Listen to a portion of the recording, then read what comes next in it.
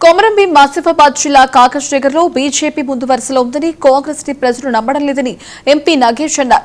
రేవంత్ రెడ్డి గ్యారంటీల పేరుతో ప్రజలను బురిడి కొట్టించినట్లు ప్రజలకు అర్థమైంది.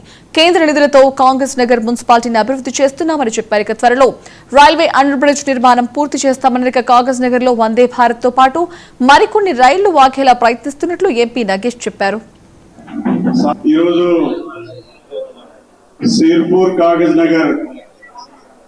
మున్సిపాలిటీకి సంబంధించినటువంటి భారతీయ జనతా పార్టీ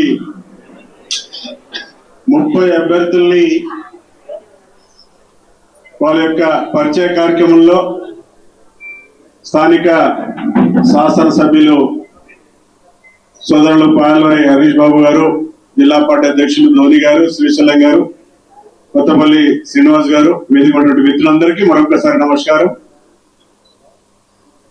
ఇతర పార్టీల కంటే ముందుగానే ఈరోజు అభ్యర్థుల ప్రకటన ఆల్మోస్ట్ మేము చేసుకోవడం జరిగింది.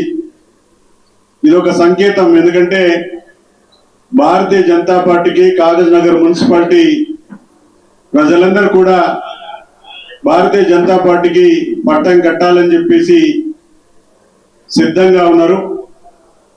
ఒక పక్క బీఆర్ఎస్ పార్టీ ఈరోజు కేంద్రంలో కావచ్చు, లేకపోతే రాష్ట్రంలో కూడా లేనటి పరిస్థితులు ఉన్నాయి. కాంగ్రెస్ పార్టీ ఉన్నా వాళ్ళు ఎప్పుడైతే అసెంబ్లీ ఎన్నికల్లో అనేకమైనటువంటి హామీలు ఇచ్చి 6 గ్యారంటీల పేరు మీద 420 హామీలు ఇచ్చి ఒక్కడికి ఒక్క హామీ కూడా నెరవేర్చక ఉన్నటువంటి కాంగ్రెస్ ప్రభుత్వం పార్టీ ఏ విధంగా ఇక్కడ ఉందో మనందరికి కూడా తెలుసు.